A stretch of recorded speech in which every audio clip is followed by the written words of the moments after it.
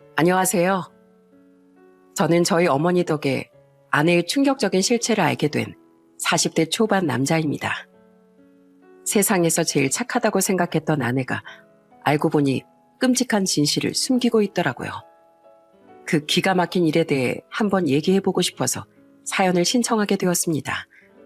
끝까지 잘 들어주셨으면 좋겠습니다. 저는 금속 가공 공장에 다니던 중 직장 동료의 소개로 아내를 만나게 되었어요.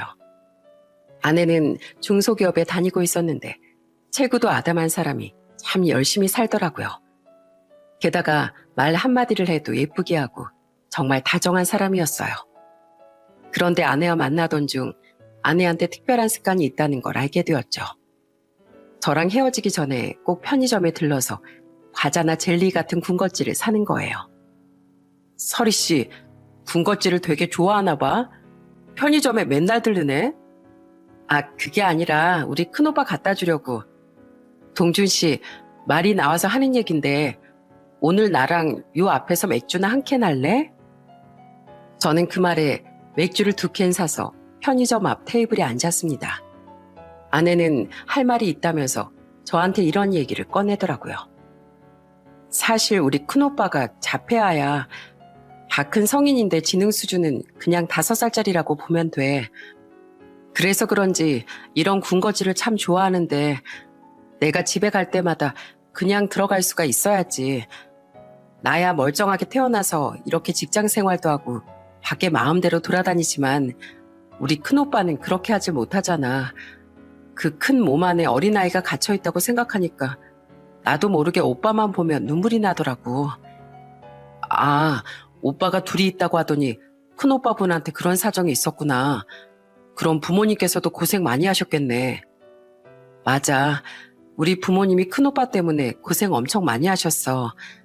그래서 나라도 이렇게 조금씩 챙겨주고 싶어서 간식도 사가고 그러는 거야. 이거 뭐 비싼 것도 아니고 동생으로서 이 정도는 할 수 있잖아. 아낸 그렇게 말하며 눈물을 글썽이더군요. 저는 그걸 보고 이 사람이 참 마음이 따뜻하구나. 가족을 항상 위하는 좋은 사람이구나 하는 생각이 들었어요. 그래서 아내와 만난 지 1년 만에 결혼을 약속하게 되었습니다. 결혼하기 전 처음 예비 처가 인사를 드리러 갔는데 예비 장모님이 저한테 이러시더라고요. 자네, 우리 설이랑 결혼하겠다고 해줘서 정말 고맙네. 사실 집안에 장애가 있는 형제가 있으면 다른 자식들 결혼시키기가 힘든 것도 사실이거든. 그래서 우리 설이 평생 노처녀로 혼자 살게 될까봐 걱정이 많았는데 자네가 이렇게 편견 없이 우리 설이를 받아줘서 정말 고맙네. 편견을 가질 게 뭐 있나요? 큰형님께서 자폐가 있으신 게 큰형님 잘못도 아니고 가족도 잘못도 아니잖아요. 오히려 고생 많이 하시면서도 이렇게 잘 키워주신 게 정말 대단하신 것 같아요. 저 솔직히 말하면 장모님이랑 장인어른이 너무 존경스러워요. 그리고 설희 씨도 이런 집안에서 자랐으니 좋은 아내가 될 거라고 생각합니다. 그러니까 너무 걱정 마시고 저희 잘 사는 거 지켜봐 주세요. 그러자 예비 장모님은 정말 고맙다며 제 손을 꼭 붙잡고 눈물을 흘리시더군요. 그리고 얼마 후 이번엔 저희 집에 아내를 인사시키러 갔습니다. 당시 저희 어머니는 김치 공장에 다니셨고 아버지는 은퇴하고 허드렛 일 같은 걸 하면서 지내셨어요. 아내는 저희 어머니가 정성스럽게 차려주신 밥을 먹으며 이러더라고요. 어머님, 김치 공장에 다니신다더니 김치 만드는 도사이신가 봐요. 어쩜 이렇게 김치가 맛있어요? 그 공장에서 파는 김치는 다 이 정도 맛이 나는 거예요? 에휴, 그런 건 아니지. 아무리 내가 김치 공장에 다닌다지만 공장에서 대량 생산하는 거랑 내가 이렇게 직접 정성스레 만든 거랑 같겠냐? 그나저나 밥을 복스럽게 잘 먹으니까 너무 좋네. 요즘 아가씨들은 다이어트 한다고 깨작깨작 먹는 사람들도 많은 것 같던데 역시 사람은 밥을 잘 먹어야 돼. 그럼요. 뭐니 해도 한국인은 밥심이잖아요. 전 하루에 한 끼는 무조건 쌀밥에 김치를 먹어야 힘이 나는 사람이라고요. 저희 부모님은 밥도 잘 먹고 생글생글 자르는 아내를 너무 좋아하셨어요. 그런데 아내가 가고 나서 제 여동생이 이상한 말을 하더라고요. 오빠, 그런데 내가 보기엔 예비 새언니가 인상이 별로 안 좋은 것 같아. 제대로 알아보고 결혼하는 거 맞아? 인상이 안 좋게 뭐가 안 좋아. 우리 엄마랑 아빠도 다 좋다고 하시는데. 그거야 당연히 그렇지. 어른들은 원래 밥 잘 먹고 애교 많으면 좋아하잖아. 그런데 아무리 봐도 난 느낌이 좀 이상해. 예비 새언니가 나이도 나랑 동갑이잖아. 자고로 여잔 여자가 알아보는 법인 거 몰라? 내가 봤을 땐 겉모습은 좋아 보여도 속에서 뭔가 감추고 있는 사람인 것 같아. 왠지 모르게 그런 쎄한 느낌이 든다니까? 아유, 오바 좀 하지 마. 오늘 처음 봤으면서 무슨 쎄한 느낌이 든다고 그래. 너 괜히 부러워서 그러는 거지? 그러니까 너도 얼른 남자친구 사귀라니까. 그때 저는 동생이 그냥 별 생각 없이 하는 말인 줄 알았어요. 평소에도 이 사람은 어떤 것 같니? 저 사람은 어떤 것 같니? 했었거든요. 그래서 결국 저는 아내와 결혼을 하게 되었습니다.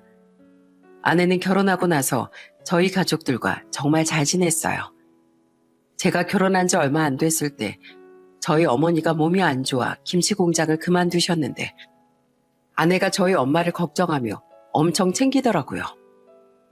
여보, 우리 이번 주말에 어머니 모시고 나들이나 갈까? 일 그만두시고 평일에 집에서 혼자 심심하게 지내실 텐데 주말에라도 우리가 같이 있어드려야지. 가서 맛있는 것도 먹고 사진도 많이 찍고 오자. 역시 본인 가족을 잘 챙기는 사람이라 그런지 저희 가족도 잘 챙기더라고요. 저는 그런 아내의 모습이 너무 고마웠습니다. 그래서 저 역시도 처가에 자주 방문하며 장인 장모님과 살갑게 지냈어요. 그렇게 결혼 생활을 시작한 지 1년쯤 되었을 때 아내는 아들을 낳게 되었습니다. 저는 저희 아들이 너무 예뻐서 매일 퇴근 시간만 목 빠지게 기다릴 정도였답니다. 아이고, 우리 예쁜 희찬이. 아빠가 우리 희찬이 보고 싶어서 반차까지 쓰고 집에 달려오고 싶은 걸 겨우 참았다니까. 아유, 여보, 집에 오면 손부터 씻으라고 했지? 하여튼 아들 바보가 따로 없다니까. 저는 그렇게 하루하루 아들을 바라보며 행복에 겨워 살았답니다. 그런데 행복하기만 했던 저와는 다르게 아내의 상태가 조금씩 이상해지기 시작했어요.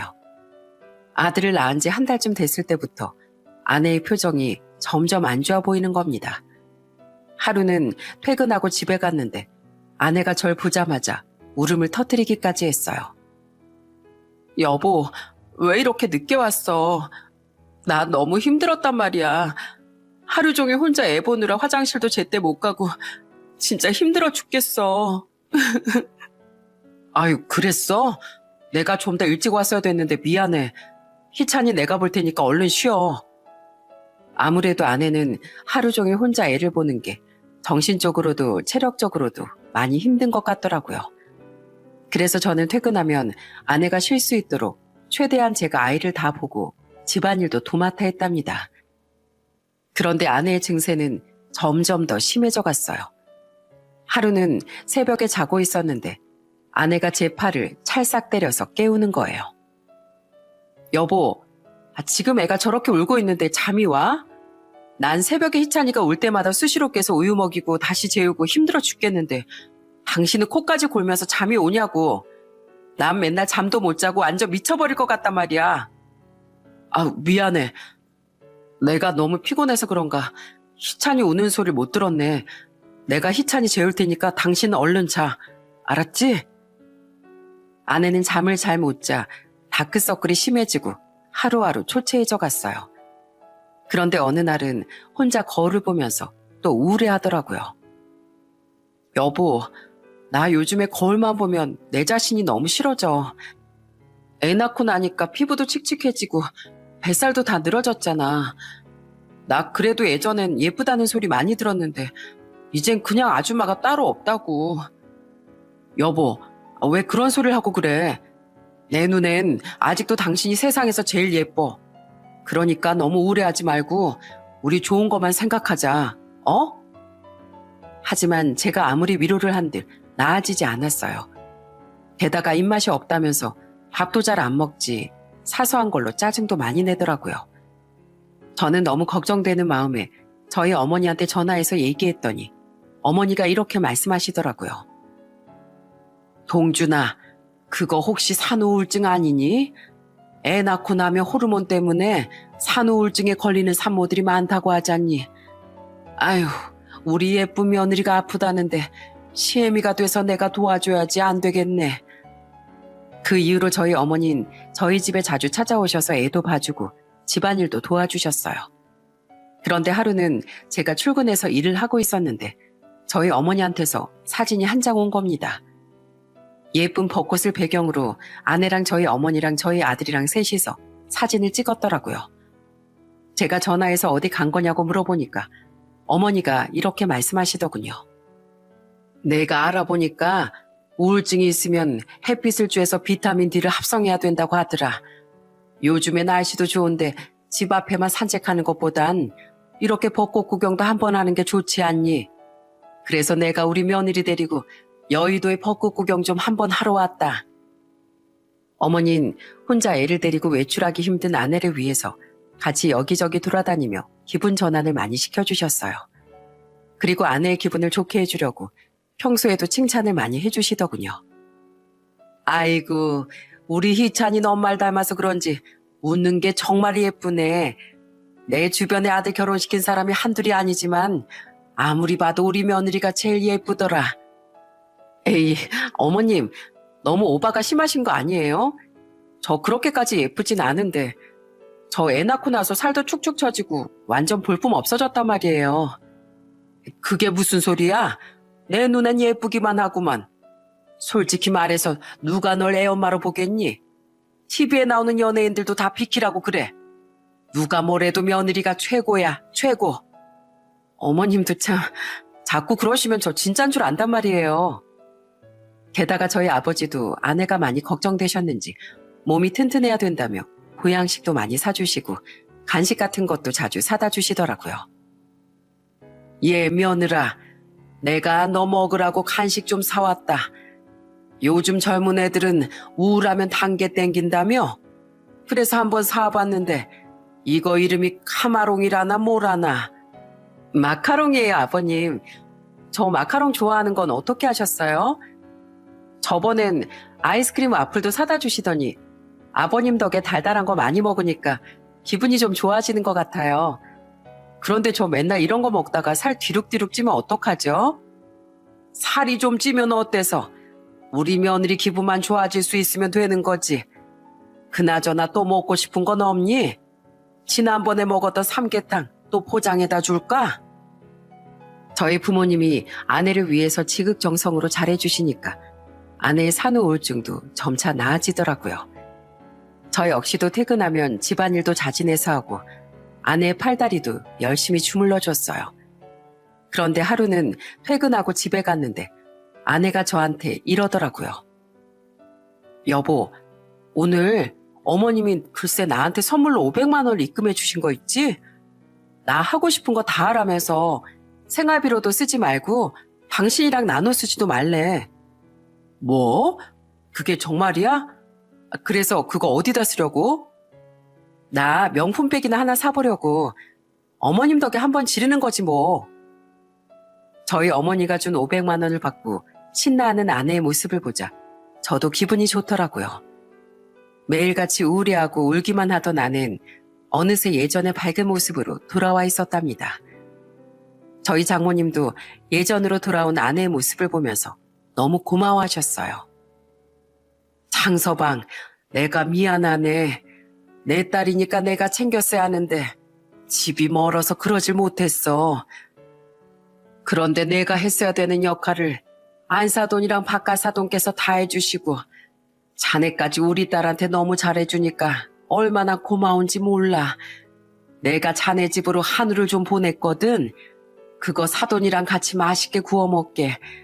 필요한 것 또 있으면 언제든지 얘기하고. 알았지? 그렇게 아내의 상태가 좋아지고 저희 집안엔 다시 평화가 찾아왔습니다. 그런데 어느 날 아내가 저한테 이런 얘기를 하더라고요. 여보, 나도 이제 당신처럼 일도 하고 내 손으로 돈도 좀 벌고 싶어. 그래서 말인데 나 예전부터 한식당이 엄청 하고 싶었거든. 당신이 좀 차려주면 안 될까? 저는 아내의 갑작스런 얘기에 처음엔 당황했지만 그래도 그동안 산후 우울증으로 고생을 많이 했으니 그 정도는 해줘도 되겠다 싶었어요. 그래서 결국 대출을 받아서 한식당을 차려줬죠. 아내는 인테리어부터 시작해서 접시, 그릇, 메뉴판, 디자인 하나하나까지도 다 신경 쓰면서 엄청 열심히 준비를 하더라고요. 하고 싶은 일을 해서 그런지 눈빛에 생기도 넘치고 집중하는 모습이 정말 좋아 보였어요. 그렇게 시간이 흘러 식당 오픈일이 얼마 안 남았을 때 아내의 식당에 간 저는 깜짝 놀라고 말았습니다. 주방장을 구했다는 얘긴 들었는데 막상 가서 보니까 주방장이 제 또래의 남자인 거예요. 여보, 그런데 주방장이 왜 남자야? 보통은 이모님들이 하시지 않아? 난 당신이 주방장 구했다길래 당연히 나이 좀 있는 아주머니를 구한 줄 알았지. 여보, 우리나라의 유명한 호텔 주방장들 다 남자인 거 몰라? 내가 어렵게 스카우트해서 모신 분이야. 공손하게 잘해. 아내의 그 말에 생각해보니 일리가 있는 것 같더군요. 왜 방송에 나오는 유명 셰프들도 거의 다 남자들이잖아요. 그래서 저는 주방에 있는 그 주방장한테 가서 인사를 했답니다. 안녕하세요. 전 이 사람 남편 되는 사람입니다. 저희 와이프가 식당 운영이 처음이라 부족한 점이 많을 텐데 경력도 많으신 것 같으니 잘 부탁드려요. 그러자 주방장도 저한테 열심히 하겠다며 인사를 하더군요. 처음엔 남자가 주방을 본다는 게 좀 그랬는데 그래도 홀서빙하는 아주머니가 계셔서 3명이서 운영을 하니까 괜찮겠다 싶더라고요. 그렇게 아내는 한식당 운영을 시작하게 되었습니다. 처음엔 손님이 없어도 이렇게 없을까 싶을 정도로 식당에 파리만 날렸어요. 그런데 아내는 상심하지 않고 계속 열심히 운영을 하더라고요. 결국 몇 달이 지났을 땐 점점 입소문이 나서 장사가 잘 되기 시작했습니다. 저희 가족들도 아내의 식당에 가서 다 같이 밥을 먹기도 했어요. 아이고, 역시 우리 며느리가 운영하는 식당이라 그런지 참 깔끔하고 음식도 정갈하니 맛있네. 아참, 우리 며느리 고생하는데 내가 용돈이라도 줘야지. 자, 이걸로 나중에 맛있는 거라도 사 먹거라. 아싸, 신난다. 아버님, 이왕 주시는 거 더 주시면 안 돼요? 저희 주방장님이랑 이모님도 좀 챙겨드리게요. 그래? 그럼 우리 며느리가 그렇게 얘기하는데 내가 또 더 줘야지. 자, 가서 이걸로 직원분들 보너스도 챙겨드리고 해. 사장인데 그 정도는 해야지. 오예, 역시 아버님 통끝이다. 그럼 아버님, 전 식당 일 봐야 되니까 맛있게 드시고 가세요. 아셨죠? 아내의 말대로 실력 있는 주방장을 스카우트한 건지 음식 맛도 맛있고 식당 분위기도 좋더라고요. 식당이 점점 잘 되고 아내도 신나는 것 같아서 저까지 기분이 좋았어요. 그런데 어느 날부터 조금씩 이상한 점이 보이기 시작했습니다. 하루는 제가 퇴근하고 아내의 식당에 갔는데 아내가 주방장이랑 가까이 붙어서 웃고 떠들고 있는 거예요. 저는 아내에게 다가가 이렇게 물었습니다. 뭐야, 둘이 왜 그렇게 붙어 있어? 아무리 같이 일하는 사이여도 그렇지 너무 친한 거 아니야? 어? 여보 왔어? 아니, 그게 아니라 주방장님이랑 신메뉴 좀 개발하고 있었어. 내가 그래도 사장인데 이런 건 꼼꼼하게 챙겨야지. 그러자 그 주방장도 저한테 이렇게 얘기하더군요. 저희 사장님이 신메뉴 개발에 욕심이 좀 있으셔서요. 지금 메뉴도 다 잘 나가긴 하는데 손님을 더 끌어볼 만한 메뉴가 없을까 하고 같이 의논하고 있었어요. 얘기를 들어보니 제가 오해를 한 것 같더라고요. 그래서 그날은 그냥 그렇게 넘어갔어요. 그런데 또 하루는 오랜만에 아내를 데리러 식당 마감 시간에 맞춰서 갔는데 아내가 주방장이랑 둘이서 테이블에 앉아 뭘 얘기하고 있는 거예요. 저는 아내를 집으로 태워다 주면서 이렇게 물어봤어요. 여보, 아까 그 시간에 주방장은 퇴근했어야 되는 거 아니야? 둘이서 밤 늦게까지 무슨 얘기를 하길래 집에도 안 가고 그러고 있었어? 아니, 오늘 어떤 손님이 음식 가지고 클레임을 걸었거든. 그래서 그것 때문에 주방장님이랑 회의를 좀 한 거야. 그럼 홀에서 일하는 이모님은 왜 같이 회의 안 하는데? 주방 문제니까 주방장님이랑 회의를 해야지. 이모님이랑 왜 회의를 해? 이모님은 그냥 서빙하시는 분이잖아. 당신 설마 나 의심하는 거야? 아니, 의심하는 게 아니라 둘이 너무 친해 보이니까 그렇지. 같이 일하다 보면 친해질 수도 있는 거 아니야? 우리가 뭐 직원이 많은 것도 아니고 딱 3명인데 불편하게 지내야 되겠어?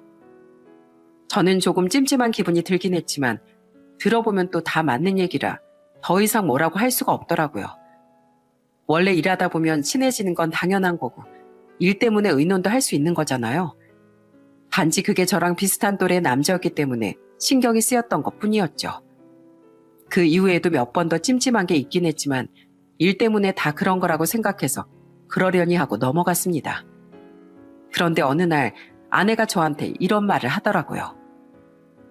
여보, 나 어머님한테 김치 한 100포기만 해달라고 부탁할까 하고 식당을 운영해보니까 김치가 은근히 많이 필요해서 말이야. 뭐?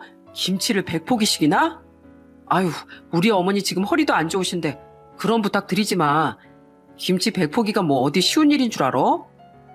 그래도 어머님 김치 맛이 진짜 죽이잖아. 요즘에 손님들도 입맛이 까다로워서 중국산 쓰면 딱 안단 말이야. 그렇다고 국산 김치를 사서 쓰기엔 너무 비싼 걸 어떡해. 정 필요하면 비싸더라도 사야지 뭐. 어쨌든 우리 어머니한테 부탁할 생각은 하지 마. 당신 식당이니까 당신이 알아서 해야지. 아내가 저희 어머니가 해주신 김치를 좋아하긴 했지만 김장 100포기는 정말 말도 안 되는 얘기라고 생각했어요. 어머니가 젊으셨을 때 몰라도 지금은 좀 무리라고 생각했거든요. 그래도 제가 단단히 당부했으니 당연히 저희 어머니한테 부탁을 안 했을 줄 알았습니다. 그런데 그 일이 있고 나서 일주일쯤 지났을 때였어요. 저녁에 퇴근하고 아이를 보고 있었는데 저희 어머니한테서 전화가 온 거예요. 예, 동준아, 너 혹시 희차냄이랑 무슨 문제 있니? 내가 오늘 김치를 100포기나 해서 갖다 주고 왔는데 희차냄이 하는 행동이 영 이상한 것 같아서. 네? 뭐라고요? 아휴, 내가 그렇게 부탁하지 말라고 했는데 결국 어머니한테 부탁한 거예요? 아니, 며칠 전에 전화 와서 꼭 좀 해달라고 하는데 안 해줄 수가 있어야지. 내가 이제 나이도 있어서 금방은 안 되고 며칠 걸린다고 했는데도 괜찮다고 하더구나. 그래서 내가 오늘 직접 차로 운전까지 해서 갖다 줬거든. 그런데 희차님이 하는 거 보고 내가 아주 기가 막히더라. 아내가 저 몰래 저희 어머니한테 김치를 부탁했다는 것도 어이가 없었는데 더 어이없는 건 따로 있었어요. 어머니가 오늘 있었던 일에 대해 말씀을 해주시는데 정말 충격적이더라고요. 어머니가 김치를 직접 갖다 줬는데 아내가 금고에서 5만 원을 꺼내면서 저희 어머니한테 이러더랍니다. 어머님, 수고했어요. 다음에도 또 부탁해요. 여기 수고비로 5만 원 드릴게요. 그런데 손이 미끄러졌는지 아내가 내민 5만 원이 바닥에 떨어졌답니다. 저희 어머니가 그 5만 원을 주워서 다시 일어나는데 기분이 좀 나쁘시더래요. 보통 며느리라면 어머님 고생 많으셨죠? 식사라도 좀 하고 가세요. 라고 할 텐데 딸랑 수고비라고 5만 원을 주는 걸 보고 어머니가 표정이 좀 굳어지셨나 봐요. 그런데 아내가 저희 어머니의 표정을 보더니 이렇게 말하더랍니다. 어머님, 표정이 왜 그러세요? 설마 제가 5만 원 드렸다고 서운한 건 아니죠? 어머님 그렇게 속 좁은 분 아니잖아요. 그리고 어머님은 본인이 고생하셔도 자식들이 잘 사는 게 더 좋으시다면서요. 저희 어머니가 화가 나서 한마디 하려던 그때 아내가 다급하게 저희 어머니를 문 밖으로 밀면서 이렇게 말했다고 하더군요. 어머님, 저 지금 손님이 너무 많아서 정신없어 죽겠거든요. 여기서 귀찮게 이러지 마시고 얼른 돌아가세요. 그럼 다음에 봬요. 얼떨결에 식당 밖으로 밀려난 저희 엄마는 너무 황당해서 집에 돌아오는 길에 저한테 전화를 하신 거였어요. 어머니 속상한 목소리로 저한테 이러시더군요. 아휴, 내가 그동안 걔한테 잘해줘도 너무 잘해줬나 보다. 내가 간이고 쓸개고 다 빼주니까 그게 당연한 줄 알고 시애미를 아주 함부로 보는 거야. 난 솔직히 거기까지 가면서 배도 너무 고프고 오랜만에 우리 며느리 보는 게 너무 좋아서 같이 밥도 먹고 얘기도 하다가 오려고 그랬다.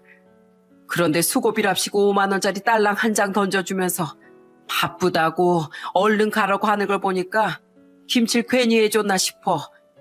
걔 원래 안 그랬는데 왜 그렇게 이상해졌니? 너희 진짜 아무 문제도 없는 거 맞아? 저는 어머니의 얘기를 듣고 너무 황당하고 화가 나더라고요. 그동안 저희 부모님이 얼마나 잘해주셨는데 그걸 당연하다고 생각하고 고마운 줄도 모르는 그 태도가 너무 어이없었어요. 그래서 저는 그날 퇴근하고 온 아내한테 그 일에 대해 따졌습니다. 당신, 내가 우리 어머니한테 김치 부탁하지 말라고 했지? 그런데 왜 나 몰래 그런 부탁을 해?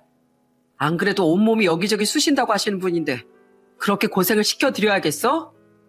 그리고 우리 엄마가 좋은 마음으로 김치를 해서 갖다 주셨는데 식사하고 가시라는 말도 없이 내쫓았다며? 당신 진짜 이래도 되는 거야? 무슨 소리야. 내가 언제 그랬다고 그래. 내가 식사하고 가시라고 했는데 어머님이 됐다면서 그냥 가신 거야. 거짓말 하지 마. 우리 어머니가 당신이 어떻게 했는지 다 말해줬는데 뭘. 그리고 당신 수고비랍시고 우리 어머니한테 5만 원짜리 던져줬다면서? 도대체 그건 어디서 배운 버리장머리야? 김치 100포기에 5만 원으로 퉁치는 것도 황당한데 우리 어머니가 그 떨어진 5만 원을 직접 허리까지 굽혀서 주우셔야겠어? 참나, 내가 무슨 5만 원을 던져줘. 그냥 들이다가 손이 미끄러워서 떨어진 거지. 그리고 5만 원으로 퉁친 게 아니라 나중에 김치값 드리려고 했어. 아깐 바빠서 일단 차비라도 쓰시라고 그렇게 드린 거야. 아휴, 어머님은 왜 날 모함하시고 그래? 진짜 억울해 죽겠어. 우리 어머니가 당신을 모함했다고? 당신 지금 우리 어머니가 거짓말을 했다는 소리야? 그럼 어머님이 거짓말을 하지 내가 거짓말했겠어? 참나 어이가 없어서. 아이 몰라. 쓸데없는 거로 사람 몰아가지 말고 나 피곤하니까 저리 비켜. 얼른 씻고 잠이나 자게. 아내는 자긴 그런 적 없다고 하는데 저는 믿을 수가 없었어요. 저희 어머니가 거짓말하는 분도 아니신데다 평소에 예뻐하던 며느리를 모함할 리가 없잖아요. 그런데 아내가 하도 자긴 결백하다고 우기길래 저는 사실을 확인하려고 아내가 자는 틈에 식당으로 갔습니다. 그리고 식당 안을 찍고 있던 CCTV를 확인해 봤어요. 그런데 확인을 해보니 역시나 저희 어머니의 말이 다 맞더군요. 그런데 그것보다 더 충격적인 건 따로 있었습니다. 평소에 아내가 식당에서 어떻게 일을 하는지 궁금해 조금 더 돌려보던 중 경악할 만한 것을 발견하게 되었거든요. 그건 바로 아내와 주방장이 애정행각을 하는 모습이었어요. 서빙하는 이모님이 없을 때마다 둘이 아주 난리부르스를 치고 장난이 아니더군요. 어쩐지 평소에 좀 이상하다 싶었는데 뒤에서 그런 더러운 짓을 하고 다녔던 거였어요. 저는 너무 큰 충격을 받아 이걸 어떻게 해야 될지 고민을 했습니다. 그러다가 부동산에 가서 그 식당을 매물로 내놓아 버렸어요. 사실 그 식당 명의가 제 명의였거든요. 그런데 며칠 후 식당에서 일을 하고 있던 아내가 저한테 전화해서 따지기 시작하더군요. 여보, 지금 이게 무슨 짓이야? 우리 가게를 매물로 내놨다는 게 사실이야? 아까 낮에 부동산에서 손님이랑 같이 보러 왔단 말이야. 한창 손님들 몰려서 바빠 죽겠는데 도대체 무슨 생각으로 이런 거야? 무슨 생각으로 이랬냐고? 그걸 몰라서 물어? 그래, 모르면 내가 가서 똑바로 얘기해 줄게. 너 거기서 딱 기다려. 내가 왜 그랬는지 다 얘기해 줄 테니까. 마침 식당 마감 시간이 다가오길래 저는 아내의 식당으로 쫓아갔습니다. 그리고 씩씩대고 있던 아내한테 이렇게 말했어요. 야, 너 나한테 할 말 없냐? 내가 봤을 땐 할 말 많을 것 같은데 네가 뭘 잘못했는지 한번 솔직하게 얘기해봐. 솔직하게 말하면 내가 한번 다시 생각해 볼 테니까. 참나? 내가 무슨 잘못을 했다고 그래? 혹시 어머님 때문에 이러는 거야? 아휴, 진짜 쪼잔하게. 그래, 내가 바빠서 그랬어, 바빠서. 앞으로 어머님한테 잘해드리면 되잖아. 무슨 그런 걸 가지고 잘 되고 있는 가게를 매물로 내놓고 난리야. 뭐? 잘못한 게 글 하나밖에 없다고? 과연 네가 이 영상을 보고서도 그 소리가 나올까? 저는 휴대폰에 다운받아 놓은 CCTV 영상을 켜서 아내의 얼굴에 들이밀었습니다. 그러자 아내는 얼굴이 새파랗게 질려선 이렇게 말하더군요. 여보, 이게 뭐야? 이 영상 어디서 났어? 어디서 났긴? 이 식당 CCTV에 너희 둘의 그 더러운 짓거리가 다 찍혀 있더라. 야, 너 그 주방장 실력 있는 사람이라 스카우트 했다며? 사실 실력이 있어서 그런 게 아니라 남자 꼬시려고 스카우트 한 거 아니야? 그게 무슨 소리야? 그게 아니라 나랑 나이도 비슷하고 해서 친해서 그랬던 거야. 같이 일하는 사이니까 으쌰으쌰 하면서 열심히 해보려고 그랬던 거라고. 야, 친해서 으쌰으쌰 하는 사이인데 서로 껴안고 오두방정을 떨어대고 있냐? 동성끼리도 그러기 힘든데 결혼해서 애까지 있는 유부녀가 외간 남자랑 저러고 있는 게 정상이냐고. 내가 너한테 열심히 일해보라고 식당 차려준 거지. 다른 놈이랑 놀아나라고 차려준 줄 알아? CCTV 보니까 아주 둘이 좋아 죽더만. 내 돈으로 차려준 식당에서 내 뒤통수 치면서 둘이 얼마나 재밌었을까? 그러면서 우리 어머니한테 김치 부탁하는 건 도대체 어느 머리에서 나온 거야? 너한테 양심이라는 게 있긴 있냐? 아, 그래서 뭐 어쩌라고. 서로 친하면 그럴 수도 있는 거지. 당신이 너무 보수적이라서 그래. 외국에선 친하면 서로 껴안기도 하고 스킨십도 하고 그러거든? 참나? 뭘 알지도 못하면서. 여기가 외국이냐? 한국이지? 하다못해 한정식집 하는 사람이 왜 외국 문화를 따지고 들어? 당신이 변명만 하면 내가 바보처럼 그냥 속아줄 줄 알았어? 당신이 여태까지 날 속이면서 얼마나 즐거웠는지 몰라도 앞으로는 그 얼굴에서 웃음기 싹 사라지게 될 거야. 내가 절대 가만히 안 있을 거라고. 알겠어? 저는 그렇게 말하고선 식당을 빠져나왔어요. 아내는 쪽팔려서 그런 건지 아니면 뻔뻔해서 그런 건지 그날 집에도 들어오지 않더라고요. 저는 너무 화가 나서 저희 가족들한테도 아내가 바람 피운 사실을 다 말해버렸습니다. 그러자 저희 부모님도 어떻게 그럴 수가 있냐며 뒤로 넘어가시더군요. 그런데 그 와중에 제 여동생이 이런 얘기를 하는 겁니다. 오빠, 지금 이러고 있을 게 아니라 희찬이 유전자 검사부터 해봐야 되는 거 아니야? 아니, 솔직히 말해서 그 사람이 주방장으로 온 것도 이상하잖아. 그 사람이 뭐 얼마나 실력이 대단한 주방장인지 모르겠지만 내가 봤을 땐 이거 우연의 일치가 아닌 것 같아. 오빠, 내 말 듣고 희찬이 유전자 검사 꼭 해봐. 알았지? 저는 솔직히 제 아들의 핏줄까지 의심하고 싶진 않았지만 여동생의 말도 일리가 있는 말이라고 생각해서 유전자 검사를 의뢰했습니다. 그런데 검사 결과 정말 충격적이게도 저랑 유전자가 불일치한다고 나오더군요. 그래도 그것만은 아니길 바랬는데 저희 아들이 제 친아들이 아니었던 겁니다. 저는 너무 큰 충격에 손이 바들바들 떨렸어요. 하지만 그렇다고 해서 가만히 있을 수는 없었습니다. 그래서 저는 심부름센터에 의뢰해 아내를 뒷조사하기 시작했어요. 그리고 제가 생각했던 것보다 더 오랫동안 아내가 절 속여왔다는 걸 알게 되었죠. 저는 다음 날 바로 식당에 찾아가 아내에게 소리를 질렀습니다. 야, 이설이, 네가 감히 날 3년 넘게 속여? 네가 그러고도 사람이야? 이 벌레만도 못한 인간아. 여보, 지금 뭐 하는 짓이야? 손님들도 다 있는데 갑자기 찾아와서 소리를 지르면 어떡해? 손님이고 뭐고 지금 내가 그런 걸 따지게 생겼냐? 너 저 주방장 놈이랑 5년이나 만난 사이라며? 내 직장 동료 소개로 나랑 만나기 전에 저 놈이랑 사귀었었다며? 그 얘기를 갑자기 왜 하는데? 당신 진짜 미쳤어? 그래, 미쳤다. 너 같으면 이 상황에서 안 미치겠냐? 알고 보니까 저 놈이랑 잠깐 헤어졌을 때 나랑 만난 거라며. 헤어지고 나랑 만났으면 저 놈이랑은 깔끔하게 끝냈어야지. 그런데 왜 결혼하고 나서도 계속 더러운 관계를 이어가? 넌 결혼이 장난이야? 그게 무슨 소리야?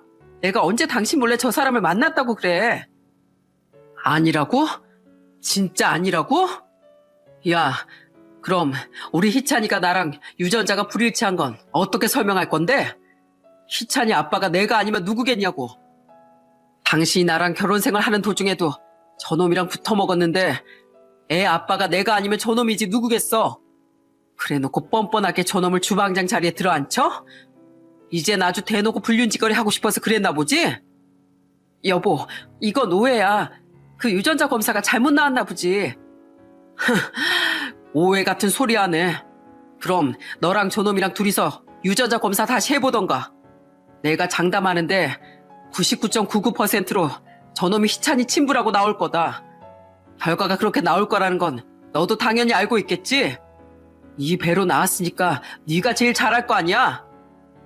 아, 그래서 뭐 어쩌라는 건데? 당신 이러는 거 영업 방해야. 손님들이 다 쳐다보고 수군거리고 있잖아. 수군거리라고 해. 그러라고 내가 찾아온 거야. 그리고 너 같으면 유부녀랑 놀아나는 더러운 놈이 만든 음식을 돈 주고 사 먹고 싶겠냐? 손님들은 그런 것도 모르고 맛있다고 드실 텐데 이런 중요한 사실은 내가 알려줘야지. 야, 그리고 주방에 있는 너 당장 안 나와? 구석에 숨어서 아무것도 모르는 척하고 있으면 다야? 저는 주방으로 가서 상간남을 억지로 끌어냈어요. 그러자 상간남은 뻔뻔하게 저한테 짜증을 내더군요. 에이씨, 지금 이게 뭐 하시는 겁니까? 일하고 있는 사람한테 이래도 되는 거예요? 뭐? 일하고 있는 사람? 야, 넌 진짜 좋겠다. 네가 놀아난 유부녀가 식당에 취업도 시켜줘. 주방장이라고 대우도 해줘. 게다가 같은 데서 일하면서 대놓고 불륜짓거리 하니까 아주 좋아 죽었겠네. 너희들이 한 사람 속이고 바보 만드니까 재밌었냐? 그러면서 내가 이 식당에 올 때마다 아무것도 모르는 얼굴로 나한테 인사했었지? 너희들 사람 속이는 거 보니까 아주 사기꾼이 체질에 맞는 것 같은데 이참에 식당 접고 둘이 전문 사기꾼이나 하지 그래? 이봐요. 말이 너무 심한 거 아닙니까? 제가 뭘 그렇게 잘못했는데요? 그러게 마누라 간수를 잘하셔야지. 남편이란 사람이 얼마나 별 볼 일이 없으면 결혼하고 나서도 나랑 계속 만나겠어요? 안 그래요? 뭐라고? 마누라 간수를 잘해? 야, 너야말로 네 뇌 속에 든 정신상태 간수나 잘해. 아무리 전에 만났던 여자라고 해도 결혼을 했으면 남의 여자라는 거 몰라? 너도 유부녀인 거 알면서 만난 거잖아. 게다가 그냥 만난 걸로도 모자라 뻐꾸기 새끼를 낳게? 난 여태까지 우리 희찬이가 당연히 내 아들인 줄 알았어. 나랑 닮은 구석은 별로 없었지만 내 아내를 많이 닮아서 그런가 보다 하고 엄청 애지중지 키웠다고. 그런데 그렇게 아끼던 내 아들이 내 핏줄이 아니라 네 핏줄이라네. 그런데 내가 지금 눈이 안 돌게 생겼어? 참나, 지 핏줄인지 알아보지도 못하는 바보 주제. 그럼 지금이라도 우리 설이 놔주던가요? 마누라가 다른 남자 만나는 게 싫으면 깔끔하게 이혼하면 되잖아요. 그래, 안 그래도 이혼하려고 그랬다. 내가 미쳤다고 딴 놈 애까지 낳은 여자랑 계속 같이 살겠어? 야, 이설이, 너 내가 이혼 서류 보낼 테니까 당장 도장 찍어. 그리고 너희 둘 다 나한테 위자료 줘야 되는 거 알지? 이제 이 식당도 곧 다른 사람한테 넘어갈 거라 둘 다 빈털터리 백수 될 텐데 위자료 줄 돈이나 미리 준비해놔. 알겠어? 저는 그렇게 말하고선 그 식당을 빠져나왔어요. 그리고 며칠 후 식당을 인수하겠다는 사람이 나타나 계약서까지 쓰게 되었습니다. 그런데 그 사실을 알게 된 아내가 저한테 찾아와서 무릎까지 꿇고 애원을 하기 시작하더군요. 여보, 진짜 이렇게까지 해야겠어? 잘 되고 있는 식당인데 갑자기 이렇게 다른 사람한테 넘겨버리면 어떡해. 내가 이 식당 키워보겠다고 얼마나 열심히 했는데 한순간에 나한테서 다 뺏어가면 난 어떡하라고. 야, 그 식당 내 명의로 된 식당이야. 그동안 뻔뻔하게 날 속여가면서 내가 차려준 식당에서 운영 재밌게 잘했지? 너 같은 건 짧게나마 그런 생활을 누려본 것만으로도 나한테 감사하게 생각해야 돼. 알겠어? 그러니까 앞으로도 내가 열심히 계속 운영하겠다고. 내가 우리 식당에 얼마나 신경 많이 썼는지 당신도 알잖아. 사소한 거 하나하나까지 내 의견이 안 들어간 게 없단 말이야. 그러니까 한 번만 봐줘. 어? 넌 진짜 머리가 어떻게 된 거 아니냐? 바람 피는 걸로도 모자라 딴 놈 애까지 낳았는데 내가 미쳤다고 그 식당을 너한테 운영하게 해주냐? 앞으로는 네가 그렇게 사랑하는 그 놈이랑 새로 식당 차려서 해. 능력 있는 주방장이라 네가 스카우트한 거라며? 그 잘난 주방장이랑 식당도 같이 하고 살림도 차리고 행복하게 살면 되겠네. 여보, 나 절대 그렇게 못해. 그 사람이 잘생기고 재밌는 건 맞지만 결혼 상대로는 진짜 아니란 말이야. 그 사람 신용 불량자에다가 술만 마시면 손직원까지 하는 사람이야. 그 사람이 그렇게 좋은 사람이면 내가 왜 그 사람이랑 헤어지고 당신이랑 결혼했겠어? 연애만 하는 거면 몰라도 그런 사람이랑 같이 살 순 없어. 그러니까 나 한 번만 용서해주라. 당신 속인 건 정말 잘못했어. 당신이 착하고 좋은 사람이라는 건 아는데 그 사람이랑 만나면 너무 설레고 재밌어서 그랬던 거야. 그러니까 한 번만 용서해주라. 어? 참나, 넌 그걸 말이라고 하냐? 그놈이 무슨 놈이든 간에 부부간의 의리를 저버리고 그놈이랑 만난 건 바로 당신이야. 그러니까 그 자식이 신용 불량자든 술 먹고 손찌검을 하든 당신이 다 감당해야지. 그리고 애초에 희찬이 아빠가 그 자식인데 왜 나한테 와서 난리야? 희찬이 데리고 그 자식한테 가서 네 가정 새로 꾸려. 알겠어? 여보, 희찬이 아빠는 당신이잖아. 아무리 당신 핏줄이 아니라지만 여태까지 당신이 당신의 아들로 알고 키웠잖아. 우리 희찬이한테도 그 사람보단 당신이 아빠인 게 훨씬 좋단 말이야. 그러니까 제발 한 번만 용서해줘. 내가 이렇게 무릎 꿇고 두 손 싹싹 빌게. 그러니까 제발, 헛소리 하지 마. 난 희찬이가 내 아들인 줄 알았으니까 그렇게 애정을 주고 키운 거지. 딴 놈 자식인 줄 알았으면 키울 일도 없었어.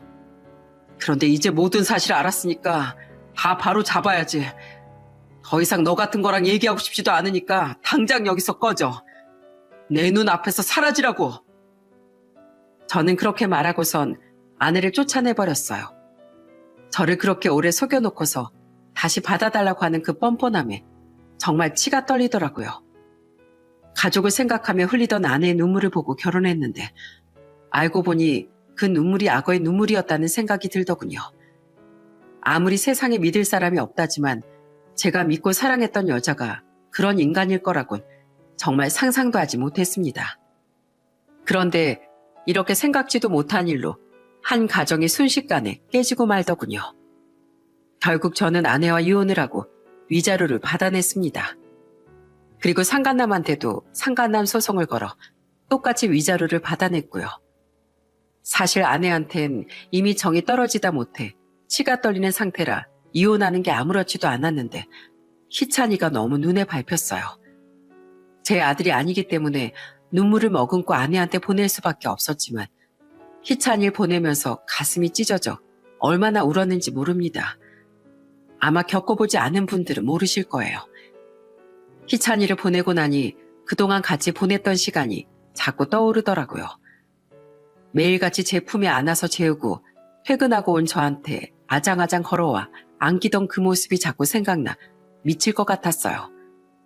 일하느라 아무리 피곤해도 까르르 웃는 희찬이 얼굴만 보면 기운이 샘솟곤 했었는데 이제는 그 모습을 볼 수 없다고 생각하니까 가슴이 미어지더라고요. 게다가 여태까지 우리 희찬이를 위해 열심히 일하겠다고 다짐했었는데 그 목표가 한순간에 사라져버리니 허망한 마음마저 들더군요. 그래서 저는 희찬이를 보낸 후 매일 눈물로 밤을 지새웠답니다. 그런데 어느 날 저희 어머니가 저한테 이렇게 말씀하시더군요. 동준아, 희찬이 때문에 마음이 많이 아프겠지만 그래도 마음 굳게 먹어라. 지금은 힘들겠지만 시간이 지나면 차차 기억에서 잊혀지게 될 거야. 그래도 더 오래 안 끌고 3년 만에 이렇게 알게 돼서 이혼한 걸 다행이라고 생각하렴. 그런데 그때 옆에서 씩씩거리던 제 여동생이 이러더군요. 오빠, 그러게 내가 결혼 전부터 그 인간 어딘가 이상하다고 그랬잖아. 그러게 그때 내 말 좀 듣지 그랬어. 여잔 여자가 아는 거라니까. 그래, 그때 네 말에 들을 걸 그랬다. 그땐 그냥 네가 괜히 부러워서 그러는 줄 알았지. 이게 다 내가 사람 보는 눈이 없어서 그런 거야. 그 이후 결국 저는 그놈이랑 재혼하고 같이 산다고 하더군요. 신용불량자의 손찌검까지 해서 같이 못 살 거라고 하더니 결국은 희찬이 친부가 그 인간이라 어쩔 수 없었나 보더군요. 희찬이가 그런 인간 밑에서 잘 클지 걱정이 되었지만 그래도 이제 남의 자식이니 최대한 잊어보려고 노력했습니다. 그렇게 시간이 흘러 이혼한 지 1년이 지났어요. 평소처럼 지내고 있었는데 전 장모님한테서 전화가 걸려왔더라고요. 자네 잘 지내고 있는가? 내가 딸 자식을 잘못 키워서 자네한테 큰 상처를 준 점 정말 미안하네. 그래도 내가 딸을 착하게 키웠다고 생각했는데 그런 짓까지 할 줄은 몰랐어. 내가 애미로서 자네한테 대신 사과하겠네. 아닙니다. 그 사람이 잘못한 건데 굳이 저한테 대신 사과하실 필요는 없어요. 이제 모든 게 다 제자리로 돌아갔으니 각자 알아서 잘 살면 되는 거죠. 그래, 난 자네만은 꼭 잘 살았으면 좋겠네. 사실 우리 딸 얼마 전에 그놈이랑 이혼했거든. 술 먹으면 그렇게 사람이 돌변한다더니 결국에 못 참고 이혼하고 말았네. 저는 전처가 이혼했다는 말에 문득 희찬이가 너무 걱정되더라고요. 네? 이혼했다고요? 그럼 희찬이는요? 희찬이는 어떻게 되는 건데요? 희찬이는 지금 내가 키우고 있어. 그래도 내가 할머니인데 내가 책임져야지. 우리 설인 요즘에 뭐라고 다니는 건지 밤마다 화장 진하게 하고 나갔다 오는데 아무래도 어디 술집이라도 다니는 것 같아. 더 싸우기도 싫어서 그냥 모르는 척하곤 있는데 아주 나도 속이 상해 죽을 지경이야. 그나저나 자네 우리 희찬이 보고 싶지 않은가? 1년 만에 많이 컸는데 내가 영상통화로 보여줄 테니 한번 볼 텐가? 전 장모님은 그렇게 말하시더니 영상통화를 켜서 저한테 희찬이의 모습을 보여주려고 하시더군요. 저는 순간 저도 모르게 전화를 확 끊어버리고 말았어요. 그동안 보고 싶은 걸 잘 참고 있었는데 희찬이의 모습을 보면 너무 가슴이 아플 것 같았거든요. 그래서 저는 전 장모님의 계좌로 100만 원을 보내드리고선 이렇게 문자를 보냈습니다. 죄송해요. 희찬이를 보면 제가 너무 힘들 것 같아서요. 제가 보내드린 이 돈으로 희찬이 맛있는 것 좀 많이 사주세요. 제가 바라는 건 희찬이가 건강하게 자라는 거 그거 하나밖에 없습니다. 저는 그렇게 문자를 보내고 나서 한참을 엉엉 울었답니다. 그 어린 게 아빠랑 2번이나 헤어지고 할머니 손에 클 걸 생각하니까 너무 가슴이 아팠어요. 애가 무슨 잘못이 있다고 이렇게 상처를 주는지 전처랑 그 인간이 너무 원망스럽더라고요. 그래도 이제는 제 아들이 아니니까 희찬이가 건강하게 자라기만을 바라기로 했습니다. 그래서 저는 모든 걸 잊고 다시 시작하는 마음으로 살아가기로 했어요. 언젠가 시간이 지나면 희찬이를 그리워하는 이 마음도 서서히 옅어져 가겠죠. 고대 그리스의 어떤 시인이 이런 말을 했다네요. 배신자는 자신이 배신한 사람보다 더 불행하다. 결국은 죄를 지은 사람이 벌을 받는다는 얘기겠죠. 전처가 지금 그놈하고 이혼하고 술집이나 다니면서 살고 있다는 걸 보니 그 말이 딱 맞는 것 같아요. 반면 저는 새로 인생을 시작할 수 있으니 정말 다행이라고 생각합니다. 여러분, 저는 이번에 아주 인생 공부 제대로 한 것 같아요. 앞으로는 함부로 남을 믿지 않고 너무 퍼주지도 말고 제 자신을 위해 열심히 살아가 보려고요. 여러분들도 꼭 그러셨으면 좋겠습니다. 그럼 전 이만 제 이야기를 끝내야 할 것 같아요. 무더운 날씨에 다들 건강 조심하시고 오늘도 행복한 하루 보내시길 바랍니다. 들어주셔서 정말 감사합니다.